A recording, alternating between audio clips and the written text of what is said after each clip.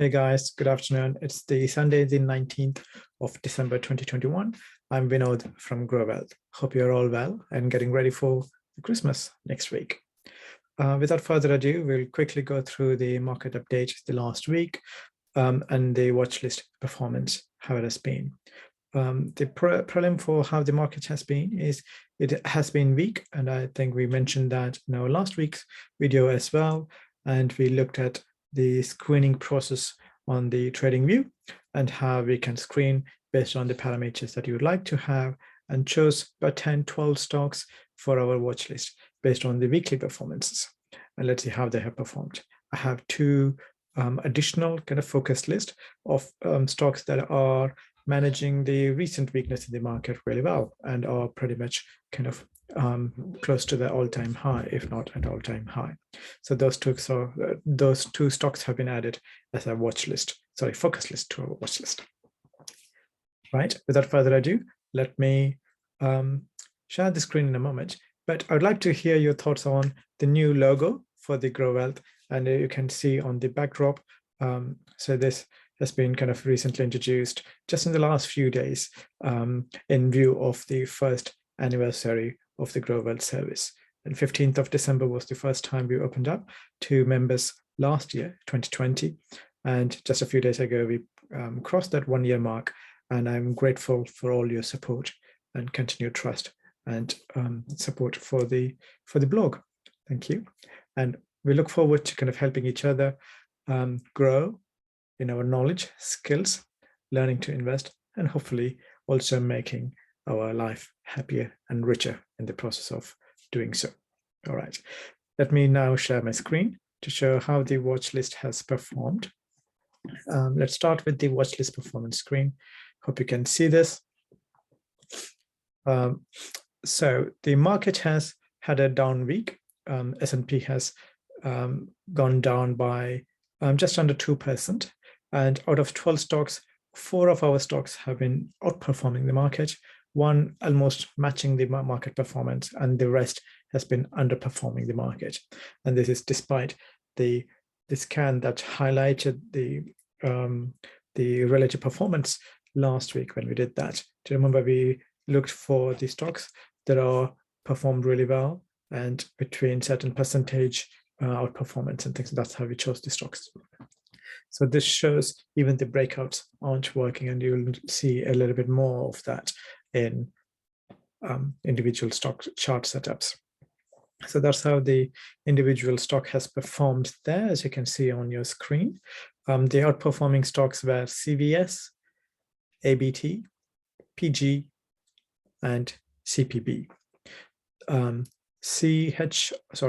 CRUS is almost close to the market performance of 1.96% down, but the market is 1.94% down. So it's very similar to the market performance.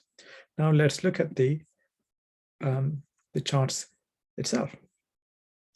So this is the weekly chart of the, let me take this off.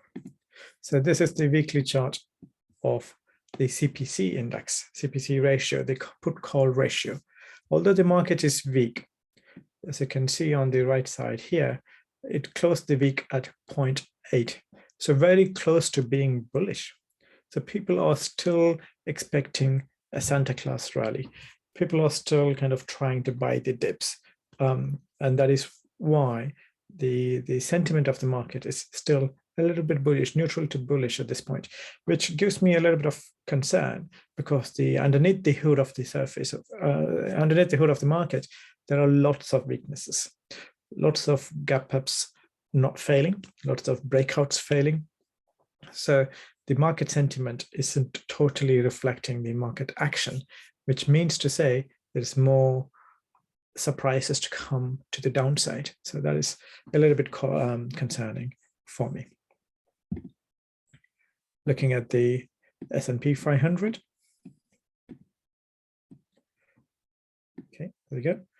So I'm looking at the weekly charts here. So it's very close to all-time high, above the T line on the weekly, which is not something to worry about on the weekly. And on the daily, it's about the 50-day moving average. So, but if you look at it here, it's kind of going on this sideways.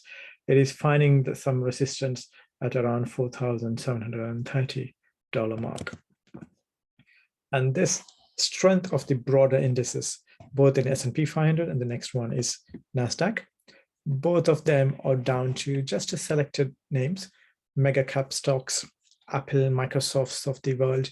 They are keeping the index numbers up, whereas the majority of the stocks in the index are breaking down. The growth stocks are really doing badly since their all-time highs. Many of the growth stocks are 50%, 60, some 70% down from the all-time high prices. The index, the broader index, doesn't reflect that, which means to say when those selective high allocated stocks like Apple and Microsoft, if they start to break down, then it's a free fall for the whole market, I guess. So that is the risk prospects that we are facing at this point. I mean, no one can predict the market. It can settle down here, maybe oscillate for a few more weeks, and then find another bull run. Who knows? But as it stands now, the breadth is still weak, so the caution is advised. So let's go to the Dow Jones Index. Dow Jones Index, similar to the S&P, is around the T line, well above the key moving averages. Just finished below the T line, I think, on the weekly. If you look at the daily, it has closed below the 50-day moving average, but it's going sideways since pretty much for the last 5 months or so, 4 or 5 months since August. The white line is the 8 exponential moving average. The teal line is the 21 exponential moving average. The red line is the 50 exponential moving average. And the yellow line here, that is the 200 simple moving average. I've added them into my indicators because 200-day or 200 period moving average, simple moving average, is watched by the big institutions, hedge funds, and the banks and things like that, people like that. That is why I've added that to see if it kind of provides any support or resistance for some of our stocks and the indices. So Dow Jones, again, similar to the other indexes, pretty close to all-time highs, but starting to find some pressure there as well. It hasn't reached previous highs, so it is given a lower high this time. So is this going to be a beginning of a downtrend because of the lower high? Possible, but we need to look at it further.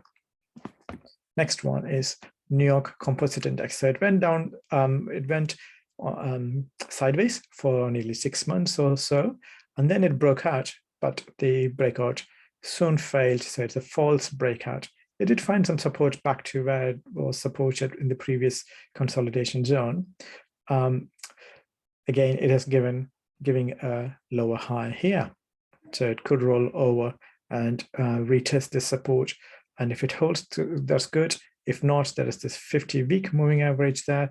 If that doesn't provide support, it doesn't look very positive beyond that, because there's a lot of daylight here between the 50 and 200, and it's likely to fall to that kind of natural support of previous resistance at that point, and 200 might also catch up to this point. And that is quite a lot of correction if it were to happen.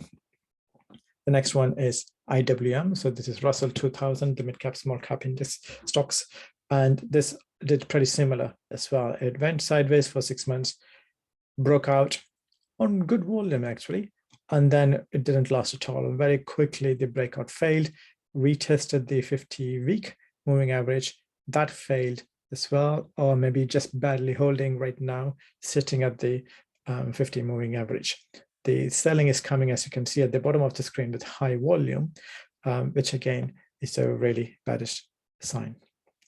Let's now move on to Bitcoin. So along with the stocks, the Bitcoin seems to be aligned for some reason with the stocks at this point. So when people are taking money out of the stocks, they seem to be going out of the Bitcoin and other crypto assets as well. So along that, it is going down. It's kind of using the 50-week EMA as a support for Bitcoin. If Bitcoin has given a kind of a negative sell signal right here, right over here, a few weeks ago for me. And for our members, it hasn't bounced back to give a new entry point yet. So staying on the sidelines for now. The next one. Okay, let's now move on to the stocks in our watch list, ABT. So it's very young in the watch list period of a month for us. It's just 1 week down the road. So far, this is acting well. So the volume's coming in. It had a breakout last week when we introduced it to our watch list, and the breakout held in this one for a change, and has returned nearly 2% for the week. So that is acting well so far, which is bullish.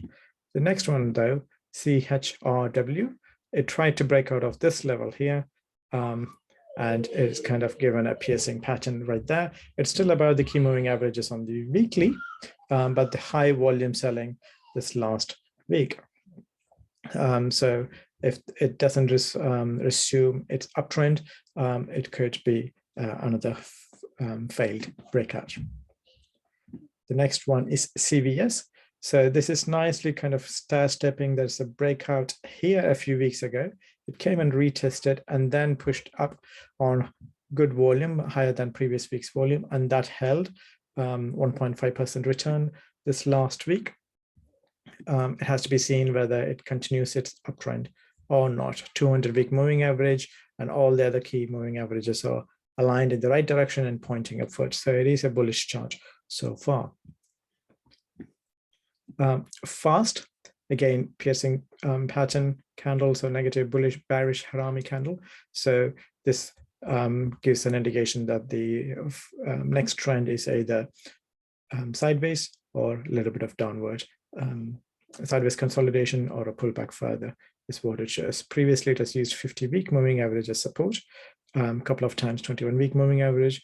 So as per the character of the stock, it wouldn't be out of character for the stock to pull back to 21-week or 50-week moving average right here. So this is the story for majority of the stock, as you can see. Strong, high volume, bullish candle the week before, and then either a bearish engulfing or even stronger volume bearish candle this last week. So it attempted to break out, and there's a failed breakout on GGG. Moving on, LPX, similar story, but not as bad, but the volume is high, which is a bit of a negative clue. So it tries to break out, finished at all-time high, but then it gave us a bearish harami candle on higher volume. So it needs to prove itself with a bullish candle breaking above that last week's high in order to resume, in order to prove that it is back on the bullish path. The next one is MDC. So it was forming a cup here. And there's the early entry, which tries to break out, and then it failed breakout on really high volume, almost twice the volume as the previous week, which is not a good indication at all. So again, it is in the penalty box, so to speak. It needs to assume its uptrend and breach, recover this previous high in order to gain the confidence that the bull trend is back up. The next one is Procter Gamble Pg. So it continued after the breakout. It continued nicely. It tried to pull back, but then shook out a lot of people and then resumed its uptrend. But then it's found some sellers here around 150 to 160 marks. So there is some resistance there. Started to have some selling, and hence you have this long wick here, as you can see above the candle. So that's the shooting stars type, evening stars type candle, which could indicate that the next move could be a bit of consolidation or downwards move to come back and retest the 8-week moving average. Toll Brothers. So this was really a good setup last week. Increasing volume, good breakout, solid close to the candle last week, but then this week it has given a bearish engulfing pattern on not higher than previous week volume, but significantly higher than average volume. But where it finished is where it previously had the resistance. So it is to be seen whether this is a retest of the previous resistance or a failed breakout and further downside head. So caution there on that name. CRUS. it is sitting at this breakout level. If you draw a line, diagonal line, a descending trend line from here, this is the breakout candle, and there is a bit of a selling there on higher volume last week, but not as bad of a pullback compared to some of the other stocks we had. So it is pretty much a market performer last week. And again, similarly to other stocks, we need to see a bit of settling down and recovering the previous highs to resume its uptrend. Right now, it is one to watch. CPB, it has found resistance at 50-week and 200 SMA moving averages, and has tried to push back but couldn't, found some sellers coming in at that point, and hence it has given a long week again. This is a bearish candle and it's likely to pull back further. And look at the volumes, a lot of people are selling at this resistance point. The next one is, so far we've seen the watch list stocks. This one and the following one are the two focus list stocks that I'm adding in for this week for members to study further. So these stocks are showing real good relative strength compared to the market. So we spoke about how the market is down and close to or below the 50-day moving average, close to the 8-week moving average lines and things like that. If you can look at this, although it says it has returned minus 2.3% last week, which is underperformer compared to S&P 500. If you look at the daily, it is above the moving averages, whereas the S&P 500 and some of the indices are close to their 50-day moving average. So when the major indices are close to 50-day moving average, CMO, this stock, is very close to its all-time high and above the key moving averages. And a strong bullish candle on higher volume is coming up. The previous bull run did not crash after that. So you saw many stocks kind of having false breakout and crashing after the breakout. It did not do that. It had an orderly consolidation on lower volume, which is healthy. And then it seems to use the T line as a support and trying to resume its uptrend. So this is one to watch, really bullish setup. The next one is CIEN, CN Corp, I think. Let me see. Sienna Corporation, yeah. Again, it looks even stronger than CMO. So earnings was really good and had a strong gap up following the earning. It did not give back any of that gap up at all. So the gap up low is still held. It tries to go up further following the earnings. So that is the earning momentum continuing for further 3 days. And even the pullback is very orderly on low volume, still above the key moving averages, about the T line as well, really strong. It doesn't necessarily mean jump with 2 feet and put all of your money in these two stocks. The market is still iffy. That means majority of the stocks can be pulled back along with the market. So stay cautious. Keep this watch list in terms of the stocks that is showing relative strength, because these are the stocks that is likely to perform better when the stocks recover. When the market settles down and lifts the pressure of these stocks, because this will be like a ball under the watch. It just balloons, zooms out of it and runs really fast. So that is the reason why it's important to look at the relative strength stocks and keep a watch list, tidy the watch list every day, every week or so, and then when the market settles, these are the places to be in, because that might give you a better entry point and on the good stocks that is stronger nature. So I believe that is the end of that stock watch list. So let me stop sharing. Hope that made sense to you guys. Stay cautious. It is a weak market. You don't have to force trades. If it is a setup that is proven setup and you have a good risk reward ratio and allocating the right position sizing, then it is okay to take 1 or 2 positions and test the watches and then proceed further if it proves itself. If not, study the market, stay on the sideline, protect your emotional and also the financial and mental capital, so that when the playing field is a little bit easier and the market settles down, then you are both resilient emotionally and also have the financial capital to get invested again. The way the market has gone in the last couple of years and how much liquidity in this stock market, with the Fed now announcing potential three rate hikes next year, interest rates increasing, so that is not going to be very good for the market. There is a bit of a lag period usually of a good few months before the market crashes. It can happen anytime, maybe now is the start, or maybe in a few months' time. But the macro environment is changing, the macro wind, the metaphorical wind is changing. So you need to be attuned to that climate change in a way, and align your portfolio accordingly. All right. Hope that helps. Happy learning, successful investing. I see you in the next week's video. Bye-bye.